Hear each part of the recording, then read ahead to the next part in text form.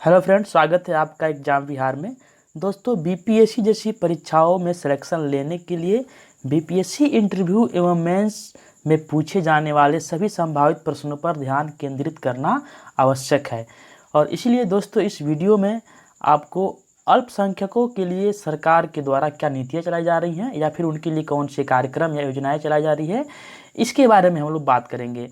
और ये संभावना बनती है कि आपसे ये प्रश्न पूछ ली जाए कि अगर आपसे ऐसा प्रश्न पूछा गया कि अल्पसंख्यकों के लिए बिहार सरकार कौन कौन से कार्यक्रम चला रही है या सरकार की नीतियों के बारे में बताइए अल्पसंख्यकों के लिए, तो ऐसे प्रश्न का आप क्या जवाब देंगे। तो इसके लिए हमें पहले से तैयार रहना है। और अगर अभ्यर्थी अल्पसंख्यक वर्ग से आते हैं तो ये तो काफ़ी आवश्यक है जानना उनके लिए। तो दोस्तों, इस वीडियो में हम लोग अल्पसंख्यक के लिए जो सरकार के द्वारा कार्यक्रम या योजनाएं चलाई जा रही हैं उनके बारे में बात करेंगे। तो चलिए देखते हैं कौन कौन सी योजनाएं बिहार सरकार के द्वारा या फिर केंद्र सरकार के द्वारा अल्पसंख्यक समुदाय के उत्थान के लिए क्रियान्वयन किया गया है। तो देखते हैं यहाँ पे सबसे पहले अल्पसंख्यकों के लिए नीतियाँ एवं योजनाएँ। अल्पसंख्यक मामलों के मंत्रालय खासतौर पर केंद्र सरकार की तरफ से अधिसूचित 6 अल्पसंख्यक समुदायों के लिए कार्यक्रम या फिर योजनाएं चला रहा है। इन समुदायों में बौद्ध, जैन, पारसी, मुस्लिम, सिख और ईसाई, यानी कि जो 6 अल्पसंख्यक समुदाय हैं, ये 6 हैं आपके बौद्ध, जैन, पारसी, ईसाई, मुस्लिम और सिख। यही 6 अल्पसंख्यक समुदाय को अधिसूचित किया गया है।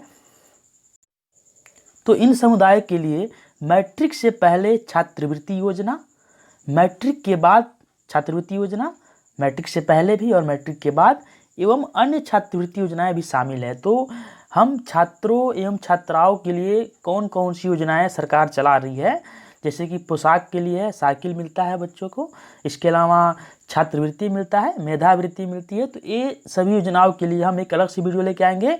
उसमें हम बिहार सरकार के या फिर केंद्र सरकार के द्वारा छात्र एवं छात्राओं के लिए चलाई जा रही योजनाओं के बारे में बात करेंगे। तो दोस्तों, अब देखते हैं और कौन सी योजनाएँ हैं। तो यहाँ पे है एक नया सवेरा योजना। तो नया सवेरा योजना क्या है? तो इस योजना का मकसद प्रोफेशनल, तकनीकी कोर्स एवं प्रतियोगी परीक्षाओं की तैयारी करने वाले छात्रों को मुफ्त कोचिंग मुहैया कराना है। तो ये आपका नया सवेरा योजना, इसके बारे में आपसे प्रश्न पूछ सकते हैं कि नया सवेरा योजना का मकसद क्या है।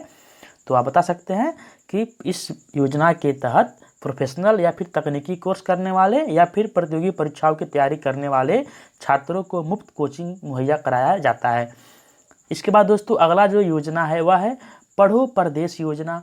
तो इस योजना के तहत अल्पसंख्यक समुदाय के छात्रों को विदेशों में उच्च शिक्षा प्राप्त करने के लिए ली गई लोन पर सब्सिडी मिलती है। इसके बाद दोस्तों, अगला प्रश्न है नई उड़ान। नई उड़ान योजना क्या है? तो नई उड़ान योजना के तहत संघ लोक सेवा आयोग यानी कि यूपीएससी, राज्य लोक सेवा आयोग, किसी भी राज्य का जो लोक सेवा आयोग होता है जैसे कि बीपीएससी है, यूपीपीसीएस है, या फिर एसएससी यानी कि कर्मचारी चयन आयोग जैसी प्रारंभिक परीक्षा पास करने वाले छात्रों को आर्थिक सहायता मुहैया कराई जाती है।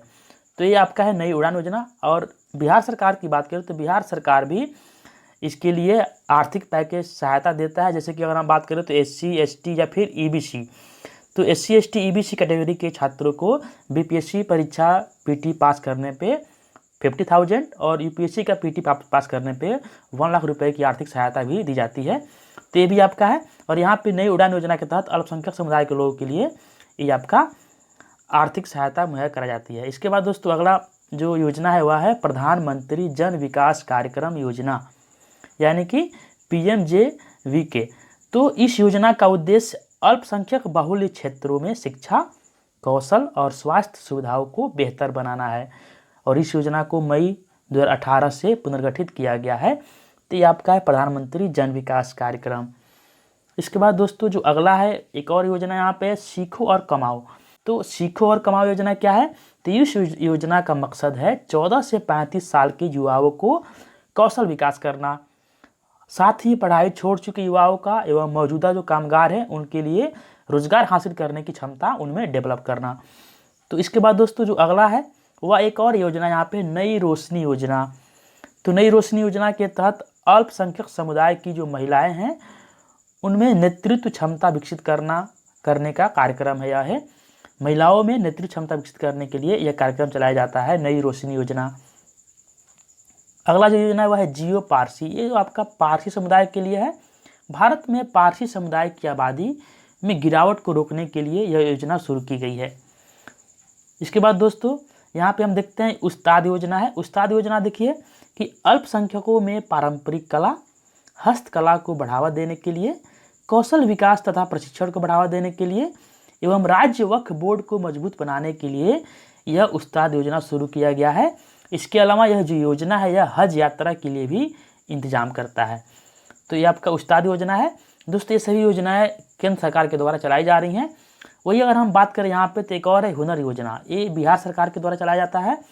तो हुनर योजना क्या है? इसके तहत मुस्लिम बालिकाओं को सिलाई, बुनाई, कढ़ाई जैसे हस्त कौशल को बढ़ावा देने के लिए बिहार सरकार के द्वारा हुनर योजना चलाया जा रहा है।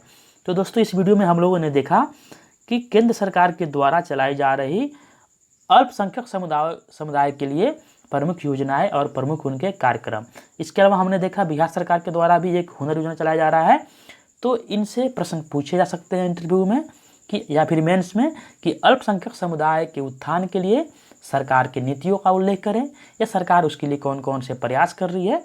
तो ये आपसे या फिर पर्सनली इस योजना के बारे में उस्ताद योजना क्या है, हुनर योजना क्या है, ऐसे प्रश्न आपसे इंटरव्यू या फिर मेंस में पूछे जा सकते हैं। इसलिए दोस्तों इसे जानना काफ़ी आवश्यक था। तो दोस्तों मिलते हैं किसी अगले वीडियो में किसी अन्य टॉपिक के साथ। धन्यवाद।